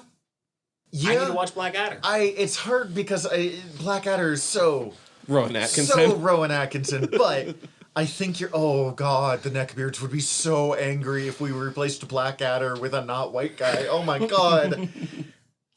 Now we have to. Which only, yeah. With Daniel Radcliffe. With Daniel Radcliffe as Baldric. Yeah, it'd be so good. Or Hugh Laurie's character. I was either about to say, one. yeah. Or the Prince? Oh, Blackadder is so good. We've talked many times on the show about that. Oh, what, episode 3? Yeah. Road trip? This introduces the Party, best, party, everybody Yes. wants to party. the best ongoing joke of just getting a bard to be your Party, fucking party, icon. party, everybody's at the party. A bear has a long, long tail, which it does not. That was my favorite thing in the world is the bard. Party playlist? Louder. Party, party, party. Cece and I will yell that at each other, actually. Not unoften. Also, my house is a wild place to live. I'm just getting that out there. Also, the invention of the indoor pit toilet happens. Oh, the hole. yes. And Eddie puts snakes in them. How did no one notice Steve Buscemi walking into your house and sticking snakes Oh, he's that in a good. fucking pit. Yeah. No, I don't know if I'd notice Steve Buscemi walking into my house and stuff. He could walk in right now. I don't know if I'd notice. One, he's familiar with all of their houses. He goes there He's regularly. Steve fucking Buscemi. I feel like you would notice this. Well, he's Eddie Shit Shoveler. Shoveler. He's just a shit shoveler. You wouldn't even give it a second thought. He's there just to shovel your shit. We haven't talked much about Buscemi because he's not a huge part of this season. Like, he's in every episode, but he's kind mostly of support. Look, I'm going to say he is kind of weirdly the beating heart of this season. He's just the nicest, kindest. Other than this episode, he's kind of just like a super kind guy Yeah. This who's is the trying only to time you do see well. him do anything wrong. No, he just... And he's not even doing anything wrong by his standards. He's really just trying to, like, keep his business afloat. He's just going about it in a very fucked up way. He's just happy about life while life is definably terrible. And it's super... I like it better than Complete Piece of Shit God from the first season. Even though I really enjoyed Steve Buscemi as Complete Piece of Shit God. Yeah. Oh, yes. I mean, that is the selling point for this series still. Do you want to see Steve Buscemi be Buscemi as God? a piece of shit god? Watch the first season of this show and then continue. His explanation of dogs and giraffes still. It's like a dog with a long neck. And what's a cow? It's a dog that you can drink. Oh God, I just don't like that sentence though. But this one, And Vexler finally fucks up. Vexler fucks up. The Valdrogians being just super Bros. bros. Yes, although I was prepared for them to still try and murder Daniel Radcliffe. Yeah. I like that they didn't because it does show that there is some level of the character that's not a complete and total fuck up in its own way. Like, he is... This is a better execution. I was expecting them to not heel turn, but basically just like kind of catch me off guard. I was like, have them actually try and double cross them. But I don't know.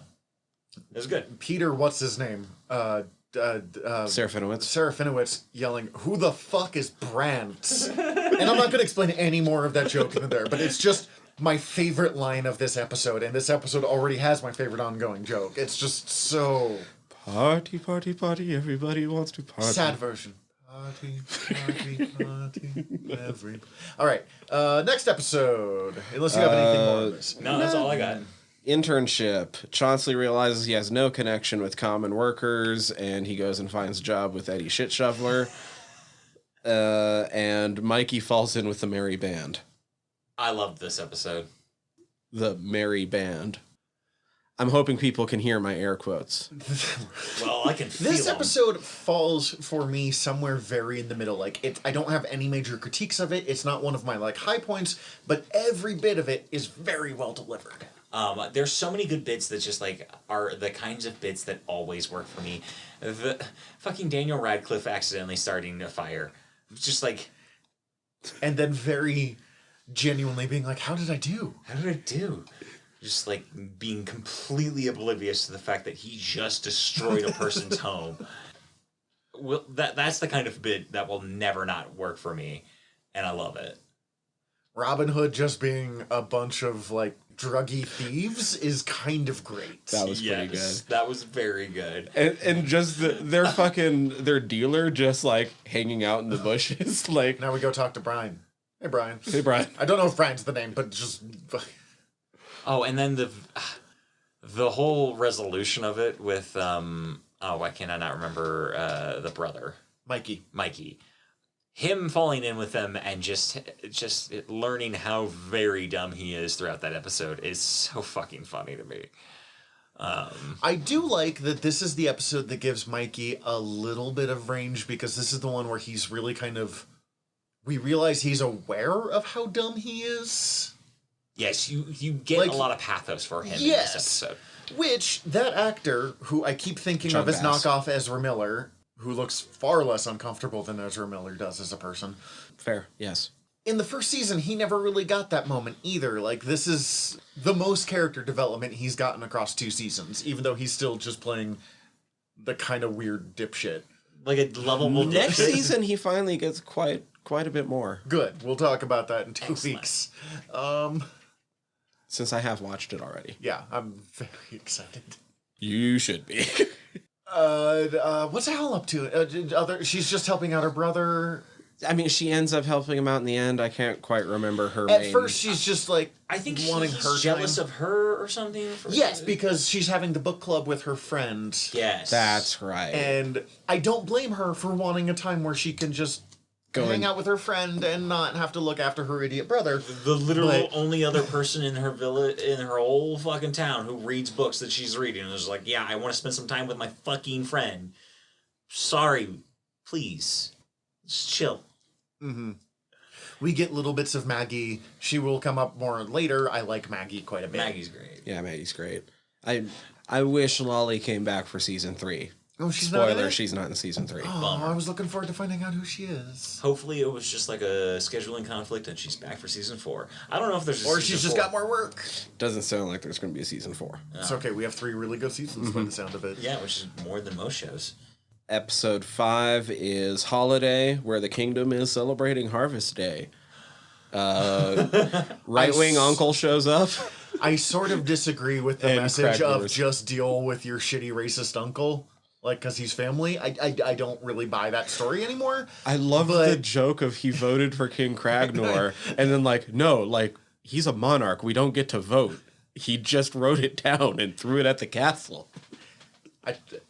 Even if I don't agree with the overall message, this is a very well done episode, and I could see myself watching this on Christmas. Or, I mean, obviously it's Thanksgiving, but, listen to Alice's Restaurant, watch this.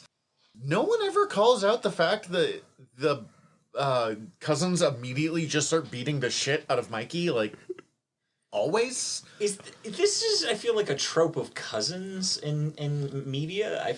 Why do I feel like I've seen this in I other want to things? I feel like it it's dates got back to some more- 80s flicks even, I was right? just like, oh, my cousins are showing up. They're gonna be real rambunctious and wild, and then they just beat the shit out of you. for This no good episode reason. had Christmas Vacation vibes to me, but it's been long enough that since I've seen Christmas Vacation that I am not 100% sure how one-to-one translation it is. But weird shitty uncle and his weird shitty family showing up, and you have to fucking deal with it because he's family. Dude, the best part is the Cragnor side. Yes. Yes, this is where his family shows up and they play games. Yes. Yeah. Weird murderous tyrants playing party games, And getting very competitive. and how clearly obvious that this was going to end badly. But watching it, and this is what I mean. Cragnor is so clearly loving playing Cragnor. It's so good. Yeah. And you get a real sense of depth to how fucked up Cragdor's family is and how subsequently understandably fucked up Chauncey is because of it. This is the one where Chauncey becomes there's been some back and forth of Chauncey's a piece of shit, but he's kind of starting. This is where I kind of become on Chauncey's side in a lot of stuff, as opposed to you're trying, but fuck, you're a rich piece of shit. And this one I'm like, okay, I get it. you've turned a bend somewhere, and I'm not sure if you've earned that, but I'm willing to roll with it because Daniel Radcliffe is great.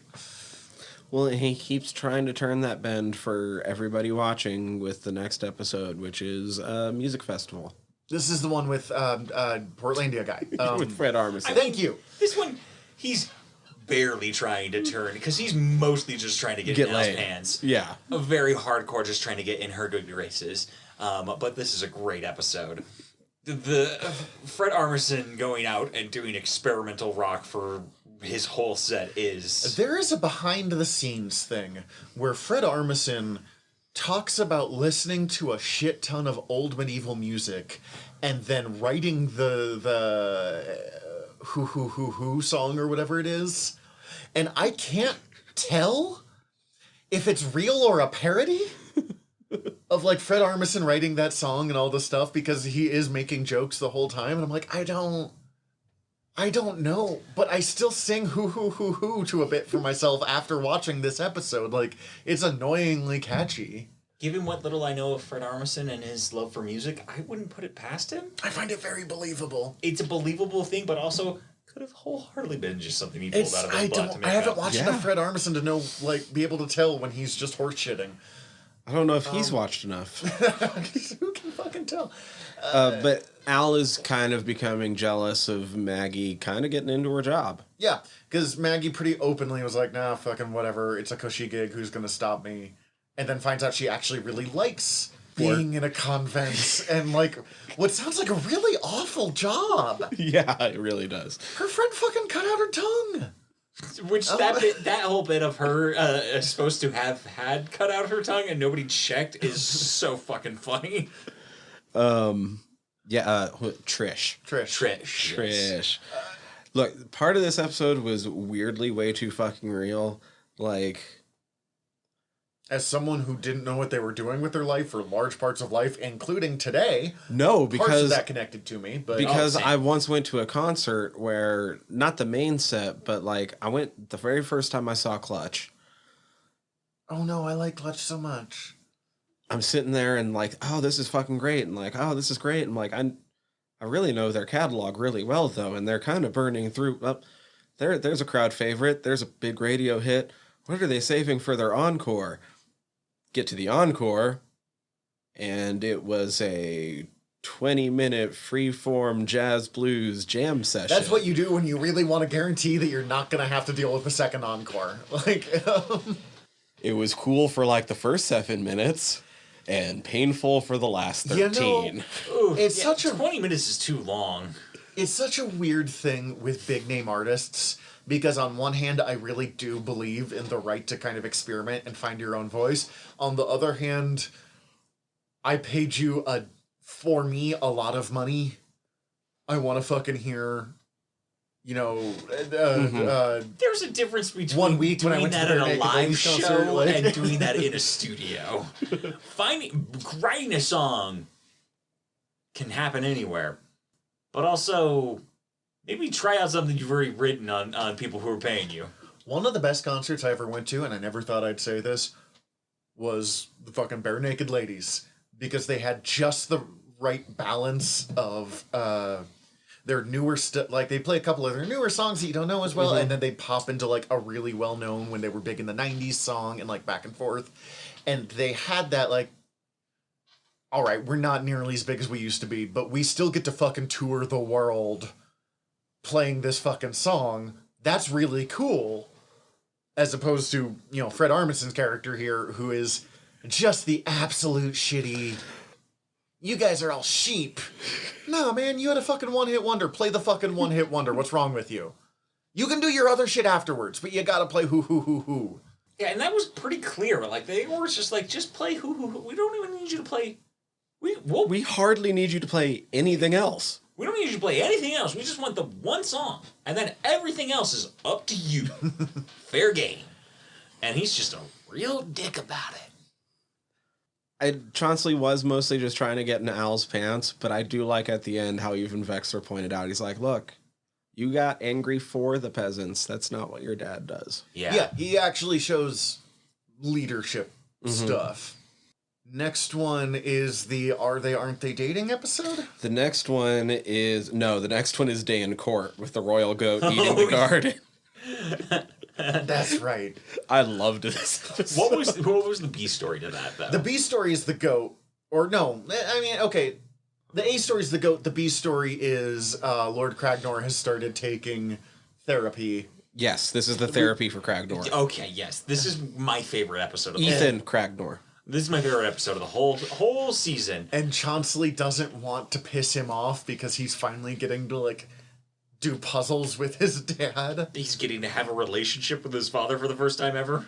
Yes. The bit where he's walking down the hallway singing about being a pudding boy and, like, bumps into his dad and is like, please, just make the beating quick. That's where I was like, oh, fuck, Chauncey. Like, we make fun of you a lot for being a dipshit, but your life is straight up terrible.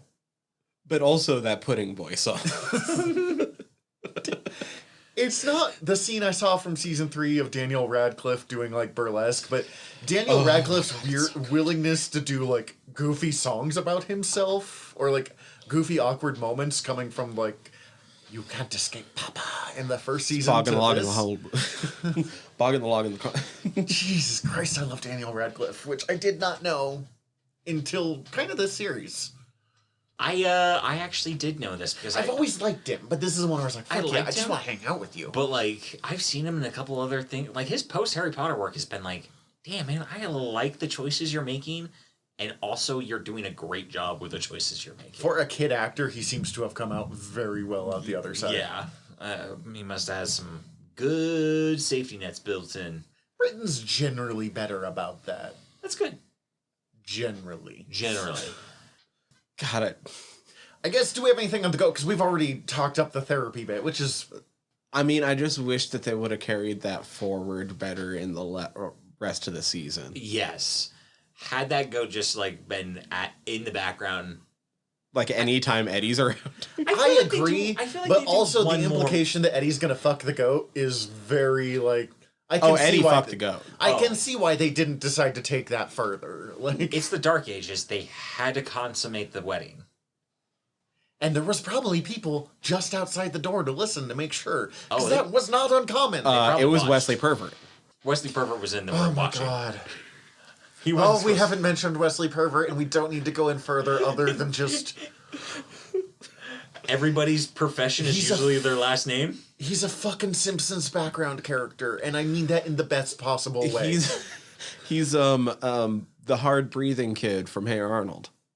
So I'm becoming a butcher, and Jim Carpenter's becoming a carpenter, and what are you doing, Wesley Pervert? ... Stuff. Just he had that ... timing was so good, and they didn't overuse him, which is what I appreciate about Wesley Pervert. But Then it goes into the first date episode. okay, Where they need to communicate. yeah, this might be. But my, I mean, that's most of every show. that might be Both of them need to proverbially nut up and just like, hey, I like you in more than a friend capacity, and they don't. This is probably my least favorite episode. It is still pretty well done. It's just, I don't know, the romantic triangle trope I'm not hugely fond of. The just fucking talk to each other trope I'm not wildly fond of. I do remind myself that their age is vague, but they're not very old. I mean, she's supposed to be like 18. And I get the sense he's supposed to be about 18, but I mean, also Daniel Radcliffe is my age, so... I want to say they also at some point make a joke about Eddie being like young. 30. They did Yeah. make like a short lifespan joke at one point or another. So like You can get away with it Yeah, a little Eddie's more. like 35, something like that. something like that. Long life. A ripe old age of 35. See, my note for this is I wrote it down is this is also the teach adults about racism episode with Eddie and the Druid. Yeah. That is exactly what that was. I didn't put all that together, but just like it's a weird story for Eddie and all of these druids. I don't get it. I will say this episode was actually directed by Steve Buscemi. Oh, cool. Yeah. That's right. This episode made me laugh. I don't have Yeah. anything negative to say. It's just they needed to advance the plot from point A to point B, and they were running out of time. So there was a whole lot of someone's holding the idiot ball. Oh, we need to just quickly mention the rich dude who's just singing about them. That was amazing. Because that is so good. That was the framing of just like a bard singing about what we're seeing Worked just on its own. worked on its own. And it was funny as all get out. To then have this person be in media res in the scene with them. Who's even paying you? Yeah. Independently wealthy. It's just so fucking great. I love I'm that just shit. living my best life, dude. What about you? Fucking nut up, bro. What are you doing, my dude? That whole bit throughout the episode is just great. Yeah, it's probably the best part of the episode in its own. Like, Archibald Cosmos. I Because would- that's how far I dare to dream. oh my god, I hated him so much. I would not be surprised if the framing of that episode came up before the rest of that episode, and they shoehorned it around. The good joke of he gives her something like, here, until your own travel, and then Johnson being here, money. Until you could... This is super awkward. Like, yep, I would sure much, fucking is. I would much rather have money than an eagle feather. I agree, but also Especially during the Dark Ages. What the fuck can I do with an eagle feather? I can't. probably do some weird magic shit. But like when you're 17 and the person's super hot, you're like, okay, this is romantic. This is condescending. Like This is I like Wait, are we saying Daniel Radcliffe's not hot? Because I would fuck the shit out of him. different kind of hot. Okay, different kind of hot. Oh, we're talking like hot versus conventional, you know. Yes. What modern society says is attractive. Fucking eagle feather douchebag is like square jaw it pulls really well when he's 17, but once people you get to know him, basic hetero cisgendered idea of hot bullshit. is he the same guy from season 1 who No. also? Oh, okay, because No, that would have been a different good guy. crossover. That would have been good if they could get him back. Different guy. Technically, the last two are two-parter because it's new. It's moving out part 1 and part 2. Mm-hmm. Because Alexandra plans to go to Paris with homeboy, whatever. Cosmos. Archibald Cosmos. I don't know why going to Paris specifically pulled me out of it, because like they have not worried about a real place for any other part of this show, and then they're like, we're going to Paris. I'm like, wait, is this on Earth? I think the concept there for me rang as like Paris being the big city epicenter of like this is where culture exists. Well, you're This not is- wrong for large parts of history. I don't know why it pulled me out. Like, And then also at this point would probably be where like the Dark Ages would be starting to end theoretically. just Lower Mirkford, the Valdrogians, which are the least historical fantasy thing I have ever seen. Yeah, so they've definitely done nothing to really like. And then bam, Paris. It's a small gripe, but if I'm going to look for a gripe, that's kind of the only thing that's really come to mind for this show knows what it's trying to be. I do like the Valdrogians though. That Yeah, shit was good. great. I like the Valdrogians. And this is Chauncey's being forced into a political marriage with the Valdrogians. Yes, which was a good bit. I like that, like, the princess is basically, like, at least on some surface level, appears to basically be Chauncey. Yeah. But also, And then we find out she's not, because she's fucking horrifying. But Yes, a terrifying murder chieftain of some sort. daughter of the Valdrogian. Yeah. The safety spell was super cute, but I wish if they were going to use it like that, it had been worked in at some point earlier in the season. That's fair. Dropping it in. Saving a potato for 15 or 10 years or whatever it is soup's gross. Thanks for making up that story. No, I didn't make up that story. It happened last month. There's the witch right there. I'm like, God, that's dumb but good. Oh my god! It's just like, no, I'm having a hard day. What? Your boy fucks cats or something? Like, what the fuck? Where did that come from? This fucking series, my guy. It was kind of fun to have the hard work backfire on Buscemi. Mm-hmm. Like, I can't have her go to Paris. I'm just gonna keep her at work all the time. And now she has enough money to go to Paris. Buscemi is super shitty in this. Like, this is okay. No, actually, hiding poisonous snakes in fucking holes that people are shitting in is worse. But, like, this is bad dad behavior, even if there is some level of understanding where he's coming from. It's not good dad behavior, but it's not like. It's not abusive, but it's not good. It is super manipulative. It is definitely very manipulative. So yeah, I'm gonna roll that back. It actually is very abusive. Fuck that noise. But then Chauncey finally fires back at his dad by not going through with the wedding. So, of course, it immediately goes horribly, but... Yeah, more with Valdrogians, you know. With the weather forecasts of all of that stuff is such a good bit, and the town crier, which is a good recurring bit that I enjoyed every time that came up. I agree. It's one of those things, if you're going to do anachronistic history fantasy stuff, lean into it, and the town crier being, you know, the radio or the local news is a really good bit that you can do in that. Oh my god. One of my favorite fucking jokes, like, I don't know, maybe top 5 for the entire season, is when everything starts to go to shit and the Valdrogians are attacking and Maggie's trying to get a head count at the fucking convent. Did you count God? 'Cause he's Yeah, always with us? are you counting Christ because he always walks among us? We ain't got time for that shit. That made me so happy. That I just really like Meg. And I liked Rosie too in the first season. I just like her apparently. Here's a horse. His name is Dream. What was it? His name is Dream Chaser, and he knows the way to Paris. The amount that Princess Vicky ranges between like super nice, innocent girl to like, all right, it's time to do a murder castle. Like it's. I loved it. It's a good juxtaposition of character, and it worked for me. It was very funny. We've kind of jumped into episode 2, but that's fine. It's a two-parter. We're gonna treat it as one. It's the bit where Al finally gets the entire town to admit that she's smarter than all of them, and kind of better than all of them, but Because they all kind of suck. yeah. But also at the same time having them be like, "You're right. We're all fucking terrible." You're like, "Oh God, I don't feel good about that one."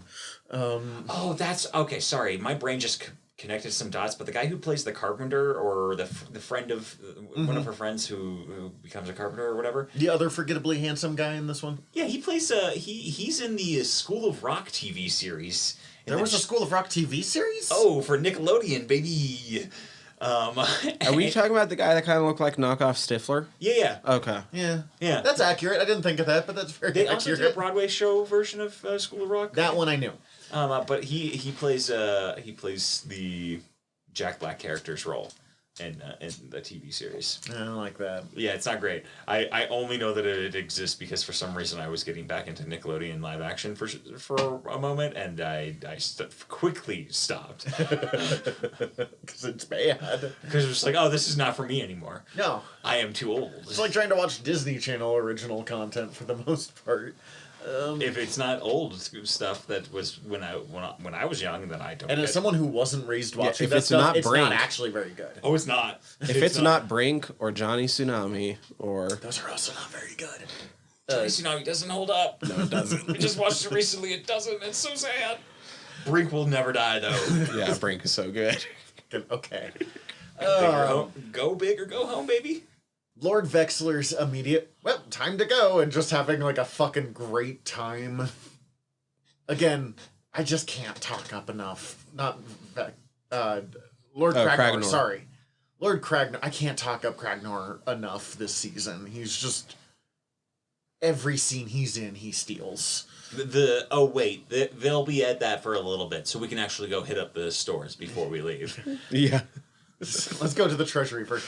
And then they like swap over to him and he's just laughing. Being like, have you ever had that moment where you feel like you're exactly where you're meant to be? And there's like flaming arrows going out the back window. So good. Yeah, he is the highlight of the whole season. Only kind of bit I have is at the very, very end of this. And I don't necessarily disagree with the choice. But at the very end, when they're like final scene. So I guess, do you have anything to talk about before I dive into that? No. No, other than it's like I said, it has been 2 weeks since I watched this. Okay, no, that's fair. I don't remember exactly how the very final episode ends. Chauncey and Al decide to go to Paris together, and they leave Lord Vexler as the new king. Okay, I remember Now- Vexler as the new king, but I couldn't remember anyone else's. Vexler is infinitely more qualified, and I like that they admitted that. It does feel a little out of character for the character arc that it kind of felt like Al and Chauncey were in for up to that scene of like, she wanted to get out, but she really does have these deep ties to the town that she wasn't wanting to admit to until the whole town was going to die to save her. And he was finding out what it took to actually be a good leader. Like, to me at least, it felt like those two were being set up to be an actually capable leader group together. Like, she would get a station where she could have actual power to do stuff that would invoke change. Like, king and queen co-rulers is kind of where I felt like it was going. Exactly, But, yes. And I respect ditching the idea of, I have a right to rule because I was born, because you fucking... Not here for divine right of kings. That's my hot take of the day. It felt like kind of a like, maybe we don't want to do that after all. That's a fine ending, I guess. Like, I liked the ending, but I don't have a problem with it. I do see your point. That does character-wise makes a lot of sense to me. Now that you say it out loud, I see your point. I guess I never felt like he was being set up to be a leader. I thought he was just being set up to being able to say anything against his father, which he does. For me, it's stuff like, oh, your father did this, but you do it for the peasants. Like that kind of small character. I mean, we only had 10 episodes of a really goofy show, so there's not... And then, like, yeah, like the town sort of rallies around Al at the end, but especially with these 2 episodes being a 2-parter, I think her leaving was still very much set up with Lolly in part 1, or Lolly's character, Maggie, just really pointing out to her, like, no, it's okay that you can go because you don't have any ties anymore now that her and Chauncey aren't talking. Yes. She had already come to terms, to fact, with, like, Maggie's... Whether they had said it out loud or not, they had come to terms with the fact that Maggie was always going to stay at that point and stuff, but... Yeah. But also, like, I felt like a big part of that was proving that she actually does have a fuck ton of ties. And I don't disagree with her leaving, either. As I said, I just... It felt odd to me. But I also think it's the better choice. I do want to see the continuing adventures of Al and Chauncey. I agree. I would love to see that. I was really bummed when, like, 3rd season wasn't that, but 3rd season is so good. I'm not going to lie. 3rd season might be my overall favorite. It would have been hard because you would have had to change every other cast member, and you don't want to lose Steve Buscemi. Like, Or you just re-character cast. Bring back the cast, but they're all new characters. Yes. Except for really funny. And just not bothered. That guy, like, kind of looks like my dad. I don't see the resemblance. And then they move on. Okay, Yes. I will give you... That would have been super good. You're right. That's... Oh, God, now I'm kind of mad. That's the only way I could get away with doing that kind of thing in my head. Be fun. I don't want to go too deep into anything because, 1, it's not a terribly deep show, and 2, I just want you to go watch the fucking show. Yeah, go watch the show. I blasted through both seasons in A couple of days. less than a couple days. It only took me some time because I was busy with some other bullshit. Yeah. I just didn't have time to sit down. It, like, honestly, you could get through... The whole thing in a week if you only spent, like, an hour or so a night. Oh, watching. honestly, Like, you could just sit down on, like, you got a day off, nothing else to do. You could blast through this whole show very quickly. Yes. That'd be a good choice. It's a delightful watch. Next week, we'll be back with season... Not next week, next time. We'll be back with season 3. Yay. Ta-da. Hey, surprise, surprise at this point. But before we go, do we have any recommendations? Yeah, so this recommendation isn't going to make sense for what we've been talking They about. don't always connect. Well, it makes sense for the fact of what we've all been recording today. Word balloons. Yeah, I mean, we're coming up... Recommendation is word balloons. Even though this episode will not be out until after Halloween, like, we're recording this in the middle of spooky season, and we were doing some other recording today, and I thought of this movie. And so my recommendation is going to be Dead Alive from Peter Jackson. Yeah. I've never seen this. I'm going to take your recommendation and go watch this if I can. It is a splatstick movie, meaning it is a splatter film that is slapstick. Slapstick. It's also known as Brain Dead, right? Also known as Brain Dead. It was, yes. Depending on where it was released. Depending on where it's... We should put on a caveat before you watch this. If you have not seen pre-Lord of the Rings Peter Jackson, it's a very different experience. Ooh, yeah, that's what I was about to say. So, the Peter Jackson that we all know and love as being a big hobbity motherfucker, like, he started off some pretty gnarly flicks. This is how I've heard of this movie, is that it's wildly graphic. Meet the Feebles is nightmare-inducing. Like, it's a lot of fun. It's this guy trying to, like, court this gal while his grandma turns into a zombie and his really sleazy uncle tries to steal his property. It's also one of the bloodiest and goriest movies of all time. And it's full-on comedy. Just because this didn't come up in the Word Balloons episode where we were originally talking about this that we recorded earlier today, when you first said Dead Alive, my brain went to Dead or Alive Extreme Beach Volleyball, like those old PS2 games. And I was like, they made a movie of that? What are we talking about right now? Oh, they well, did. yes, they did. Oh, Jesus. But that's not what we're talking about. Not what we're talking about. Probably don't watch that one. Probably don't recommend that. There's also a different Dead or Alive series that is not tied to those games. Those are zombie movies, right? Probably. It sounds like a zombie. If it's not, it should be. I could be wrong. I don't know. They're Miike flicks, if I remember right. Okay, yeah. Now I know what we're talking about. Steven? I'm gonna recommend a podcast that I just started listening to. Sorry. Yeah. I'm gonna recommend 4 podcasts. Just Fry Squirms, General Nerdery, 5. Noob Island, Word Balloons, and then this other one that's not on the wonderful Earworm Network, that is called Films to be Buried with Brent Goldstein, who, if you watch Ted Lasso, he plays Roy Kent. It is way up my fucking alley. He has various comedians and actors come on, and he gives them the very unfortunate news that they've died. And they're going to talk about their life through the movies they loved, hated, and were obsessed or fascinated with. I'm going to listen to this tonight. It is You're going to record like 3 different podcasts today, and then you're going to listen to others. I'm just going to throw out that he's had Kevin Smith on. Yes. And Kev mentioned that on one of his latest. I have not actually listened to that one yet, but I'm working my way chronological in reverse. I just started with the newest, and I'm working my way back. But it's so good. It is way up my alley. Trying to think Kev will bring in Slacker. She's having a baby. These are guesses, but... but I'm very much Your level of enjoying Kev fandom legitimately frightens me. And if you like British comedy, it's a lot of British comedians. So, yeah. This is fucking great.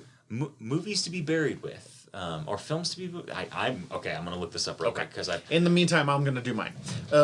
Just because it's the only earworm we didn't mention, that's rude. The Art of Wargaming. You should definitely check that out if you like wargaming. If you don't like wargaming, it might not be your bag. I feel bad I forgot it. My apologies. I've actually been listening to it lately. It's pretty good. Yeah. Malark's a smart dude. Scary smart dude in some cases. But I am going to recommend the 2-season show Gallivant, which I feel like I've mentioned here before. It is a musical historical fantasy comedy. Okay. Historical fantasy in the same way that this is a historical fantasy. It has absolutely fucking nothing to do with history, but it's not like elves and shit. It's not Tolkien fantasy. I've heard great things about this. It's so dumb. But in I've the same also- way that this is, but it's so good. It's got so many boxes of just like, well, I gotta be in the right mood for this type of Nah, thing, man, personally. you just gotta fucking, like, it's... Okay, well, I'll strap in and get onto it. Vinnie Jones is in it, and Vinnie Jones is weirdly charming. You sold me with Vinnie Jones. I am... it's a musical with fucking Vinnie Jones. I am in. I'm in. The first episode of the 2nd season is called We're Back, Suck It, Cancellation Bear. Yes. It's just super... Kylie Minogue pops up for a random episode called Off With His Shirt, where she's just, like, kidnapped a main character and is making him do a striptease. Is the main guy from Psych? Why do I think the main guy's from Psych? Not the main guy, but the cruel tyrant king is the detective from Psych. Okay, thank you. But with, like, long hair and a beard, and it weirds me out to see Psych now because I saw Gallivant first. Psych stresses me out. I really loved it. It's well done.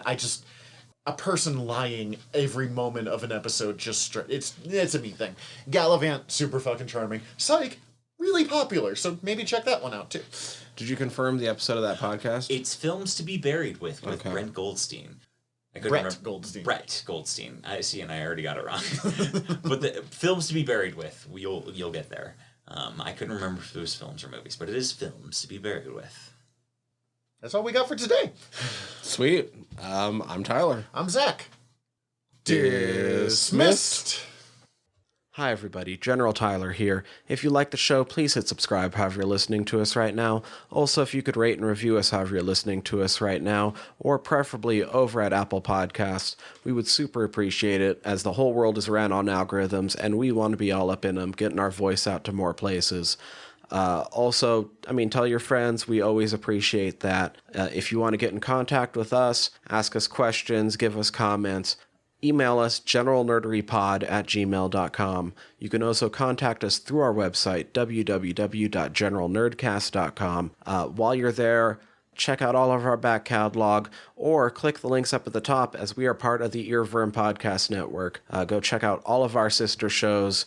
We're involved with most of them, so if you already like listening to us talk, it might be in your best interest. And if you want to check out everything from the network, head over to earworm.com, EARVVYRM.com. We'd super appreciate it. Love you all. Have a good one.